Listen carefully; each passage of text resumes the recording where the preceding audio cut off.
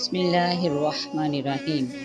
نبی پاک صلی اللہ علیہ وآلہ وسلم کا لباس مبارک چادر، لنگی، کرتا اور امامہ ہوتا تھا۔ سفید کپڑے کو بہت پسند فرماتے، امامہ کے نیچے ٹوپی بھی پہنتے اور کبھی بغیر امامہ کے ٹوپی پہنتے اور کبھی صرف امامہ پر بھی اکتفا کرتے۔ شملہ کبھی ہوتا اور کبھی نہ ہوتا۔ آپ صلی اللہ علیہ وآلہ وسلم کی چادر مبارک کا طول 6 ہاتھ اور عرض 3 ہاتھ اور 1 بلشت ہوتا، اور تہمت کا طول 4 ہاتھ 1 بلشت اور عرض 2 ہاتھ 1 بلشت ہوتا۔ چادر مبارک بوٹے دار اور سادہ دونوں طرح کی آپ نے استعمال کی۔ سیاہ کپڑا بھی استعمال فرمایا۔